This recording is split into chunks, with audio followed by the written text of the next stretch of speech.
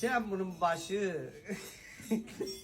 Deyirəm elə and içmə var bizdə, deyir yoxdur, elə söz yoxdur. Var, bax bizdə misal deyirlər, sən başın yalan danışma. İndi sən bunun başı vaxtında 25 manata 25 manata. Bax 59 manatdan düşüb 25 manata. Ne var? Dublonka ha. O vaxtçı kişiler alırdı bunu 300 dolara, 350 dolara, doların zəif vaxtıydı amma farklı alırdılar da. Ne var? Bunun iki rengi de var. Bak böyle karşımsı kurtardı ancak qarası qaldı. Ancaq qara rengi qaldı. Bir de bablarda 45 manat 45 var. manata. Bunlar rengi bir şeylerdi. İndi bunun vaxtı gəlir də babını. Bir dənə kutka alırsınız, bir dənə də bab bahalı malı 11 manat alırsınız. Buna bak. 30 manatlıq 11 manata. He? 30 manat desəm 11 manata. Bunlar 30-35 manatadır ama 11 manata 11 olmuş. manat. Bütün razmerlerde var. Bak böyle geçen güzel. Ne geçer seli gelir bablar.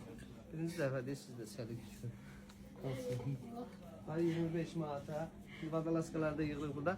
Şubadan, dublonkadan, mublonkadan her şeyimiz de var. Kısa kutkalar, ne bileyim, mak kutkalar, uzun kutkalar hamısı da var. Durun gelelim hizmet size.